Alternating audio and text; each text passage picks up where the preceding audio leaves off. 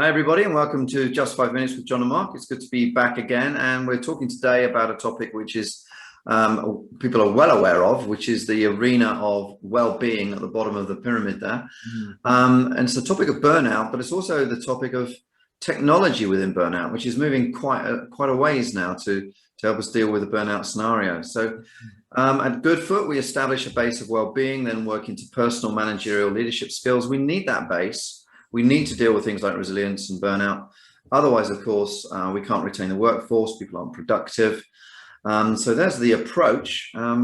So over to John now. I'll ask John, my colleague, who's a bit of an expert in this arena, let's say, some questions. John, you're doing a PhD and a lot of research into this arena. Probably one of the leading knowledge bases in the UK, I would say. Just to flatter you a little bit there, but you do know a lot. So what's the situation with burnout at the moment in the UK? It's obviously talked about. Is it getting worse? Is it getting better? Are people dealing with it? What's your view? Well, I'll always take flattery, Mark, so thanks for that. The World Health Authority last year recognised burnout as a syndrome. It's the first time it's ever been done. There are some countries that do recognise it in a very serious way, and it can be criminal consequences for companies who don't follow procedures to protect people. A term that you'll hear about a lot is psychological safety. It's linked to the ISO. The ISO are bringing in this standard of psychological safety and then linking it to occupational health. And this is all to address burnout and stress and the way that the companies manage people's health in the workplace. So in that long way of answering your question is, the tide is shifting massively, and the whole world is focused on stress, burnout, and protecting people at work. So that was a WHO, World Health Organization, yeah. Okay, so that's pretty high profile, isn't it? Yeah. If the WHO are talking about it, and then it's translating its way into law, of course, and people are more able to claim that they have been fairly or unfairly treated in that regard. So what's happening in the arena of technology? Because that's quite fascinating about how technology is helping us to address the issue. Yeah, that's right, Mark. So for a long time, like many of these conditions in the workplace, the diagnosis of these things have been, I would say, a little bit loose.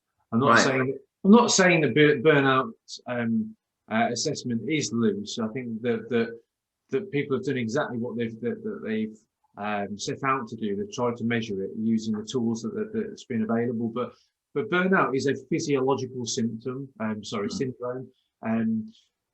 Physiologically, we will have changes that could end up ultimately killing us. So that's why it's very important we protect against burnout.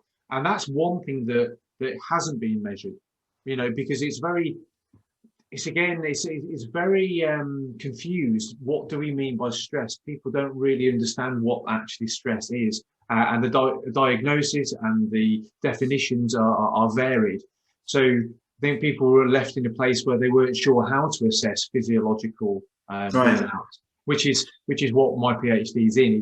Is looking at how do we measure physiological burnout and link it with psychology. And then the technology side of things is then about how to measure that physiological side of burnout. So technology. So what kind of things are available now for measurement? And I've seen lots of these apps that you can do relaxation exercises and stimulate your memory, and they're all great, but they're not really diagnostic as such. So you're talking about some kind of mechanisms to diagnose what's happening to heart rate or sleep patterns, stuff like this? That's it. Heart rate variability has been one of the most successful and most consistent measures of stress. So there isn't that many out there. As I said, the research is quite new, but HRV measurement is where I think that this is going to go. That we'll be able to measure, let's say, our resting heart rate and have a baseline status of homeostasis. So we'd look at what our general levels of stress are and the effects of the body using an app. Let's say like using a Garmin on the wrist. I think that's where the technology is going, and that's what I want to look at and bring into the workplace.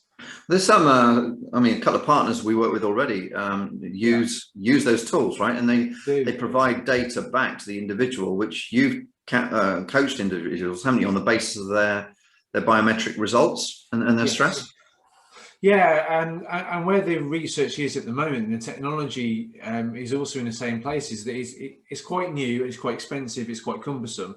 So whilst the stuff we're looking at is very highly effective and very accurate, it's not available for mass production as yet. So I think as these things start to gather pace and the WHO are more involved, I think that element of coaching, which is highly impacted by being able to have physiological data to report against, it's going to be a lot more accessible by anybody in the coaching environment moving forwards. Sure. It's not available kind of on a mass scale, but it is available, as I understand. I mean, we've been talking to people who are actually using it. They're getting I don't know if they get wired up, John, but they got data over a month of their sleep patterns and eating habits as well. And then you look at that and look at their stress levels linked to their peaks and troughs of physiology. Yeah, and that's it. They have a grade A medical device attached to their chest. They wear it for 7 to 14 days. Right.